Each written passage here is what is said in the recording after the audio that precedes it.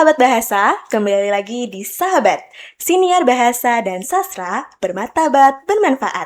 Semoga sobat bahasa selalu dalam keadaan sehat dan penuh semangat. Tak kenal maka tak sayang, perkenalkan saya Iken Krisma Ayu, Duta Bahasa DKI Jakarta tahun 2023 yang akan menemani sahabat bahasa dalam siniar kali ini. Pada episode kali ini, kita akan membahas topik yang menarik dan relevan, yaitu membaca di tengah distraksi. Apakah anak-anak masih bisa akrab dengan buku? Di tengah arus teknologi dan derasnya digital, kebiasaan membaca perlahan mulai bergeser. Anak-anak kini lebih akrab dengan layar dibandingkan dengan halaman buku. Lalu, masih memungkinkan kita menumbuhkan kedekatan anak-anak dengan buku? Nah, untuk mengupas hal tersebut, telah hadir bersama kita Kak Dimas Cahya Ramadan, terbaik 1 putra Duta Bahasa DKI Jakarta tahun 2025, dan terbaik 3 putra Duta Bahasa Nasional 2025. Halo Kak Dimas, selamat pagi. Halo, selamat pagi Iken. Bagaimana kabar Kak Dimas hari ini? Kabar baik luar biasa. Bagaimana kabar Iken? Kabar saya baik, Kak. Wah, boleh nih sebelum kita memasuki ke pembahasan utama, boleh diceritakan terlebih dahulu Kak Dimas kesibukan saat ini apa? Oke, untuk kesibukan saat ini saya sedang bekerja dan bersamaan dengan itu juga sedang masa persiapan untuk segera purna tugas sebagai Duta Bahasa DKI Jakarta 2025. Wah, luar biasa. Di tengah berbagai kesibukan Kak Dimas tetap aktif berkontribusi dalam kegiatan yang berkaitan dengan literasi dan kebahasaan. Tentunya pengalaman tersebut bisa memberikan sudut pandang yang menarik untuk mengundangi kondisi saat ini. Nah, saat ini kita akan berbicara mengenai literasi. Kita mengetahui bahwa anak-anak saat ini tuh hidup berdampingan dengan berbagai bentuk teknologi dan distraksi digital. Nah, menurut Kak Dimas, di tengah derasnya distraksi digital, apakah anak-anak saat ini masih memiliki ketertarikan atau peluang akrab dengan buku? Boleh Kak Dimas, silakan. Ya, baik. Tentu saya masih melihat ada peluang dan secerca harapan di generasi muda saat ini untuk bisa mengenal dan lebih akrab dengan buku. Terlebih di generasi kami, generasi Z dan penerusnya generasi Alpha itu juga punya karakteristik yang terlihat memiliki rasa ingin tahu lebih besar dan juga mereka punya ruang yang suportif atau mendukung untuk mereka bisa mendapatkan jawaban atas pertanyaan-pertanyaan mereka. Mungkin ketika dulu kita masih kecil, remaja, kita masih sering menghadapi ketakutan-ketakutan, kekhawatiran untuk menanyakan hal-hal tertentu yang mungkin lebih spesifik yang tidak biasa ditanyakan. Tapi sepengalaman saya pada saat itu sempat berprofesi sebagai guru, saya menghadapi generasi-generasi muda saat ini punya rasa ingin tahu yang lebih besar, rasa ingin tahu yang lebih luas, dan lingkungannya pun juga mendukung untuk bisa membantu memenuhi informasi yang diperlukan oleh anak. Dari situ saya melihat ada suatunya sinyal, sinyal baik, bahwa sepertinya masih sangat besar kemungkinan generasi muda saat ini untuk mencintai aktivitas literasi khususnya membaca. Cuma mungkin ada pergeseran aja terkait media yang mereka perlukan.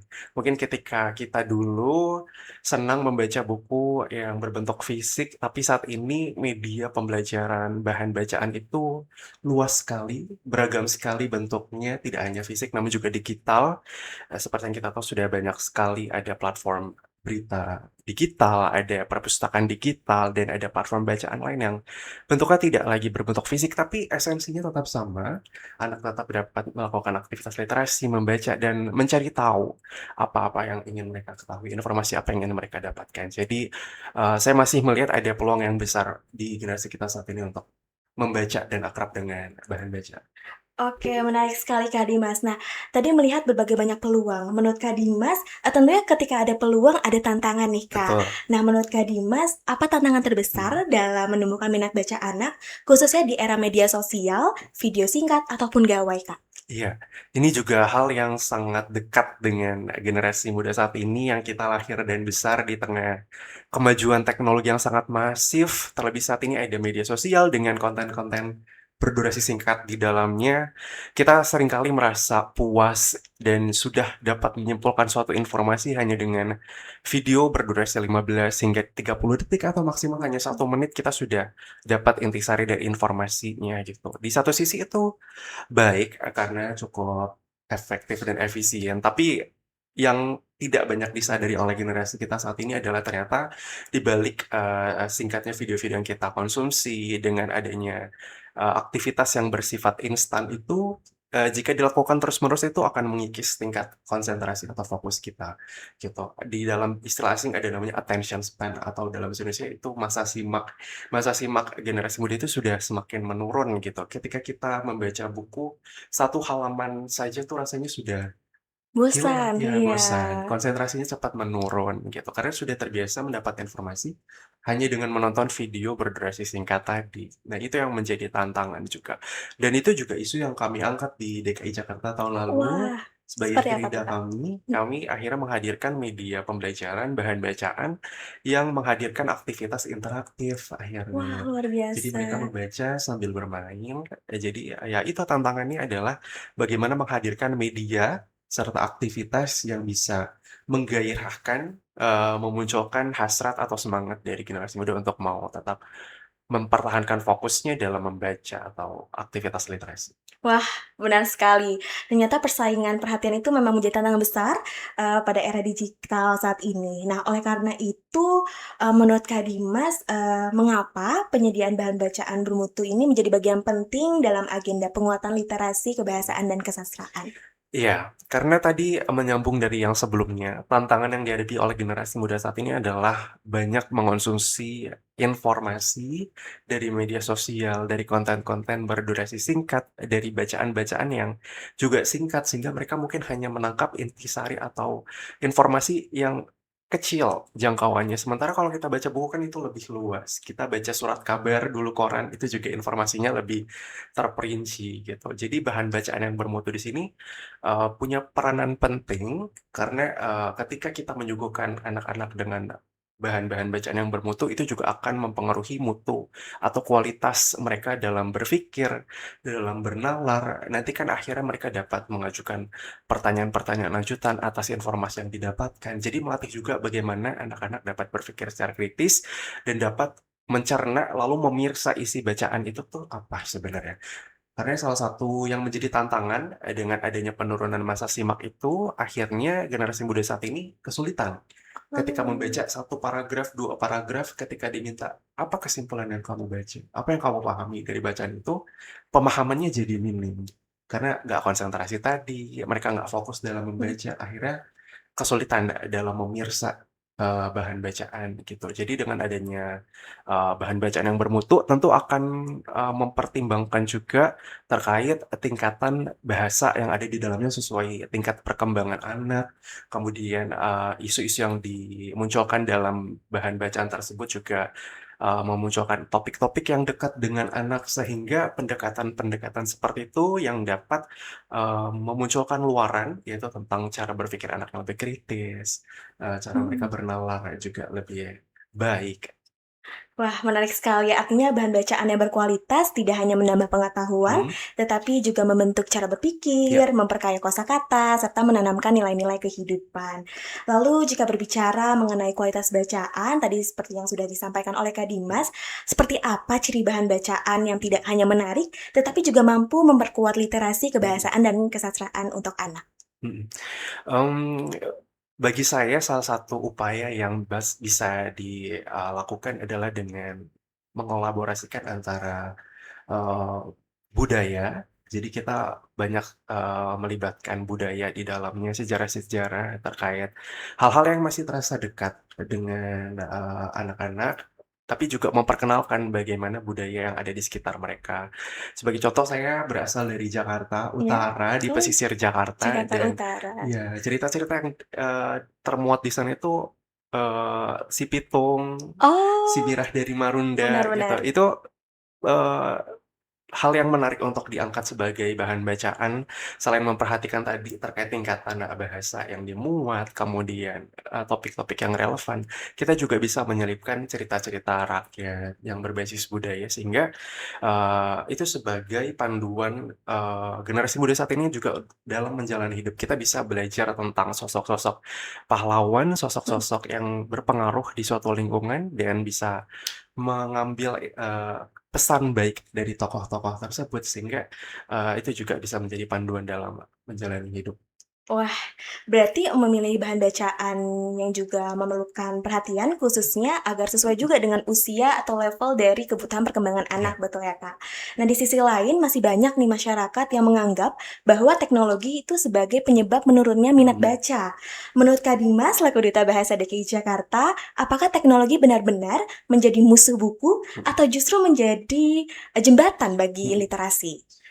Bagi saya teknologi itu justru bisa dijadikan sebagai alat, bagi kita bisa dijadikan sebagai jembatan untuk menghubungkan generasi muda dengan aktivitas literasi di dalamnya. Dan seperti yang saya sebutkan di awal, banyak sekali saat ini media pembelajaran, bahan-bahan bacaan yang berbentuk digital, seperti perpustakaan digital, lalu Badan Bahasa juga punya ada buku digital yang bisa kita akses untuk membaca dan menambah pengetahuan. Selain itu, sebenarnya aktivitas literasi juga tidak hanya terbatas aktivitas membaca dan menulis gitu. Karena komponen dalam kemampuan berbahasa itu mencakup juga membaca, menulis, mendengarkan, dan berbicara. Dan salah satu hal yang cukup efektif dan efisien untuk bisa meningkatkan minat literasi itu adalah dengan siniar seperti Oh, saat ini. Jadi betul. banyak sekali termasuk saya, termasuk Ike juga mungkin kita sering nonton siniar di berbagai platform untuk menambah pengetahuan gitu. Jadi yang menjadi tantangan adalah bagaimana menggunakan teknologi sebagai alat pendukung dan penting juga untuk kita mengontrol atau memonitori, aktivitas literasi yang menggunakan teknologi tadi. Karena apabila tidak dikendalikan dengan baik, tidak diawasi dengan baik, ya itu ya yang akan menjadi senjata, yang akan menjadi musuh. Tapi apabila kita, menggunakannya dengan bijak, justru itu akan mendorong sekali minat literasi karena tadi ya ada Mhm, nilai-nilai interaktif, betul. nilai-nilai yang, menarik dari suguhan bahan bacaan yang dikemas melalui media digital. Wah, saya setuju sekali dengan Kak Dimas bahwa Mhm. teknologi pada dasarnya bukan hanya sekadar alat, Ya. tetapi, yang terpenting ada dampaknya itu sangat bergantung terhadap bagaimana kita untuk memanfaatkan teknologi tersebut. Iya. Kalau begitu, menurut Kak Dimas bagaimana teknologi itu dapat diintegrasikan secara positif untuk memperluas akses membaca Mhm. sekaligus memperkenalkan sastra kepada anak-anak? Iya. Banyak sekali caranya seperti tadi, melalui siniar, lalu, produksi bahan bacaan berbasis digital, lalu selain itu dalam bentuk gamifikasi atau permainan itu juga bisa. Itu tadi menyambung, program yang kami jalankan di DKI Jakarta. Kami membuat suatu media pembelajaran dan juga bahan bacaan yang terintegrasi dengan buku digital, dan juga KBBI. Kami menciptakan sebuah media pembelajaran berbasis gamifikasi. Jadi anak-anak dituntut untuk belajar tapi sambil bermain. Wah, menarik Dan sekali. iya, dan dampaknya terasa ya ketika mereka mungkin hanya diberikan satu buku dan diminta untuk baca dan menyimpulkan, ya itu akan menjadi tantangan untuk anak-anak saat ini. Tapi ketika mereka disuguhkan permainan dan berbasis digital juga terhubung dengan laman web, mereka jadi lebih senang karena ada interaksi dengan teman kelompok bermainnya. Kemudian ada mungkin sifat kompetitif, siapa yang mau, cepat Menang. menang, dapat poin tinggi, strategi-strategi atau pendekatan seperti itu yang bisa kita upayakan ya dengan media tetap ada media fisik, namun diintegrasikan dengan media digital, dengan cara bermain, berbasis komunitas, dengan berbasis aktivitas yang interaktif itu juga jadi salah satu pilihan yang, menjanjikan, Kak, gitu. Wah, pengalaman tersebut, menunjukkan bahwa membaca akan terasa lebih menyenangkan Mhm. ketika dikemas secara interaktif gitu ya, Iya. Kak. Tadi melalui gamifikasi yang sudah Mhm. dilakukan oleh Duta Bahasa DKI Ya, Jakarta. Nah, tentunya kebiasaan ini, tidak dapat dibangun oleh satu pihak saja nih, Kak. betul. Nah, menurut Kak Dimas, seperti apa peran penting keluarga, Mhm. sekolah, dan komunitas Mhm. dalam membangun kebiasaan membaca anak secara konsisten? Bagi saya, ketiga pihak tersebut memiliki keterkaitan dan, hubungan yang sangat harus dijalin dengan baik, mengingat keluarga itu adalah tempat pertama anak untuk mendapatkan pendidikan, pendidikan karakter, pendidikan agama, maupun juga tempat pertama anak mengenal aktivitas literasi itu melalui keluarga. Jadi dari keluarga itu adalah fungsinya atau perannya adalah membangun pondasi awal. Lalu ketika anak sudah mulai masuk ke lingkungan sekolah, ada guru, ada rekan-rekan sejawat yang bisa juga menambah pengalaman belajar yang menarik bagi anak-anak sehingga lebih kenal dan kedepannya bisa lebih akrab dengan buku, dengan bahan bacaan. Lalu komunitas juga berperan untuk menjadi, pendukung. Jadi, apabila anak-anak di sekolah sudah disuguhkan dengan aktivitas pembelajaran formal, peran komunitas ini adalah menghadirkan kolaborasi, berupa kegiatan-kegiatan yang tadi bisa Hmm, kita, lakukan karena Duta Bahasa juga merupakan komunitas ya, betul. yang sudah berkolaborasi dengan berbagai pemangku kepentingan, sekolah, guru. Jadi kami menghadirkan, menawarkan program-program atau aktivitas yang bisa lebih, bervariasi karena mungkin ketika di sekolah banyak sekali keterbatasan dari guru maupun siswa karena di sekolah itu ada jadwal-jadwal tertentu. Jadi, kemudian beban tugas guru juga tidak sedikit dan di sinilah komunitas berperan untuk masuk ke dunia pendidikan untuk menawarkan, program-program ataupun produk-produk luaran-luaran yang bisa dielaborasikan dan dikombinasikan dengan kegiatan pembelajaran di sekolah.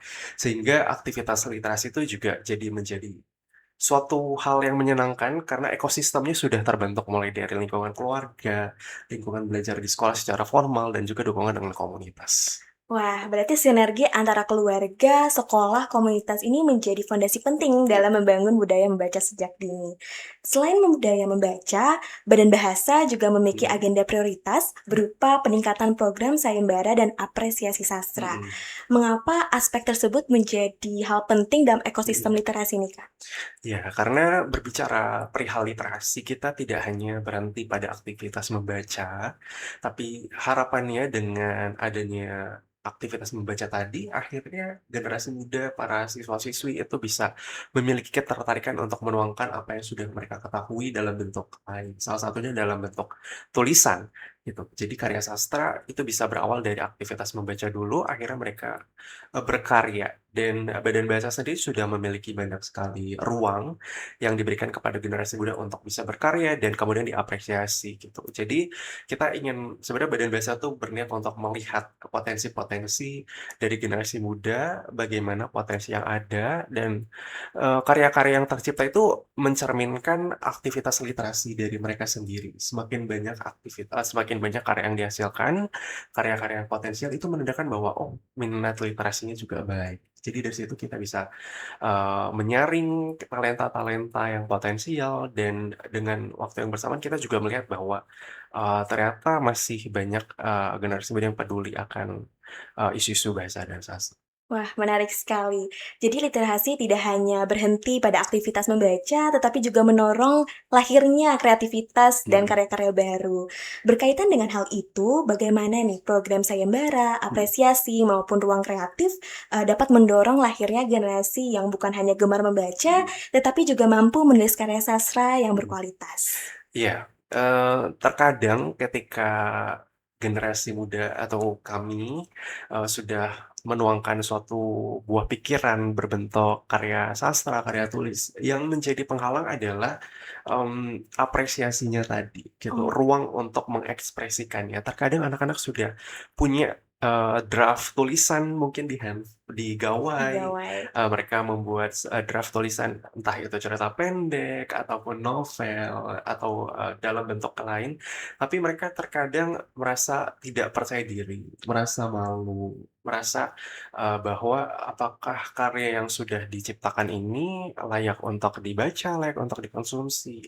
Dengan adanya sayembara, dengan adanya ruang apresiasi, itu bisa menjadi ekosistem atau lingkungan yang baik ya, karena anak-anak jadi punya ruang, "Oh, saya bisa mengirimkan karya saya dan nanti diberikan, ruang untuk tampil, diberikan kesempatan untuk bisa mengekspresikan karya yang sudah dibuat." Jadi itu, menjadi suatu ekosistem yang baik juga.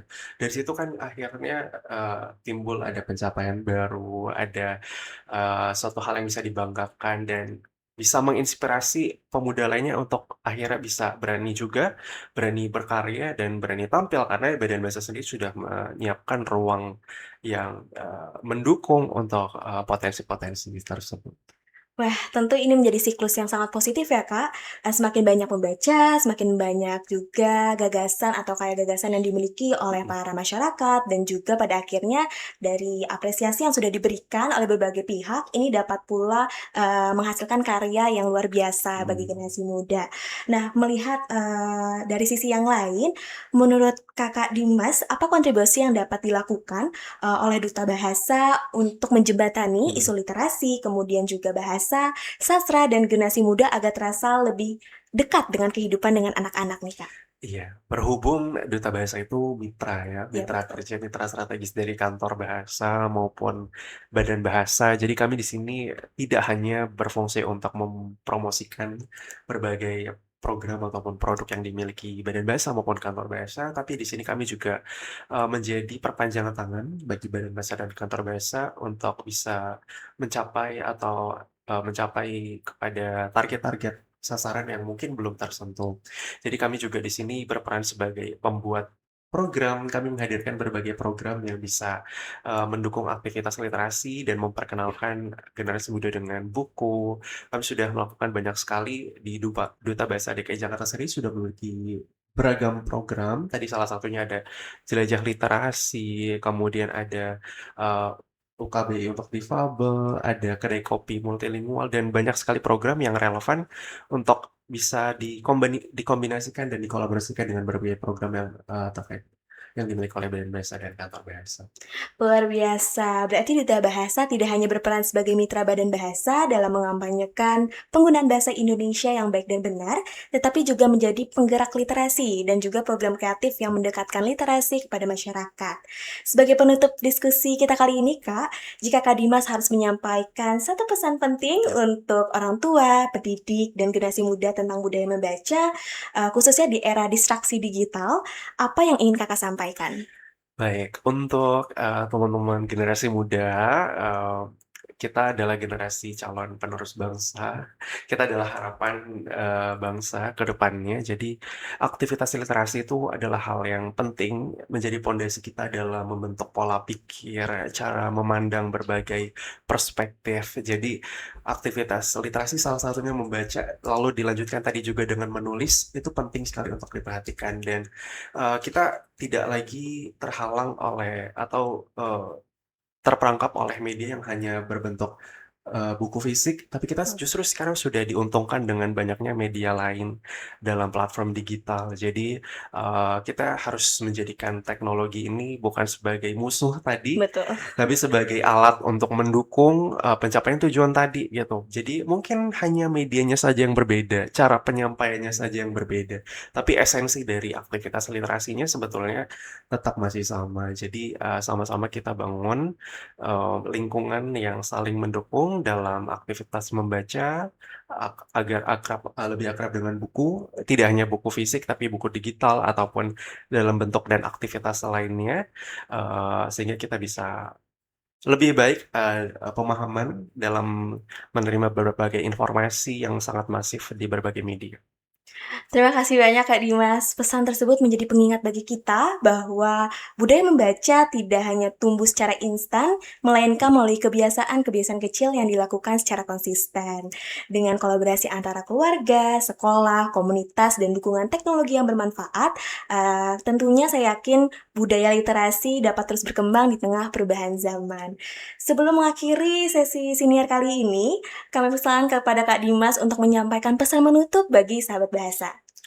Iya, bagi sahabat bahasa, pesannya adalah di tengah-tengah kemajuan teknologi dengan masifnya konsumsi konten berdurasi singkat yang sudah kita bahas tadi, jangan lupa sisipkan waktu untuk tetap, melakukan aktivitas literasi, karena balik lagi itu akan berpengaruh sekali tentang terkait, bagaimana teman-teman membentuk pola pikir, menumbuhkan kemampuan berpikir kritis, dan itu akan menjadi bekal yang sangat penting di masa yang akan datang. Karena kemampuan-kemampuan mendasar itulah yang akan membantu kita dalam menjalani berbagai aktivitas pekerjaan dan berbagai situasi. Jadi, literasi ini bisa menjadi suatu pondasi awal yang menguatkan berbagai aspek, kemampuan atau keterampilan lainnya. Jadi, di harapkan generasi kita tetap dapat menyambung semangat dalam literasi, dalam membaca,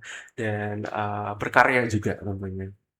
Wah, terima kasih banyak Kak Dimas atas waktu, pemikiran, dan inspirasi yang telah dibagikan kepada sahabat bahasa kali ini. Nah, sobat bahasa, semoga perbincangan pada hari ini semakin mengingatkan kita bahwa membaca bukan hanya sekadar kebiasaan, melainkan jendela untuk memperluas wawasan, menumbuhkan daya pikir kritis, serta membangun karakter. Di tengah derasnya arus informasi, mari kita jadikan buku sebagai sahabat, bukan hanya sekadar pegangan. Baik, saya Iken Krismayu, Duta Bahasa DKI Jakarta tahun 2023, pamit undur diri. Sampai jumpa di Sahabat, Siniar Bahasa dan Sastra, bermartabat, bermanfaat.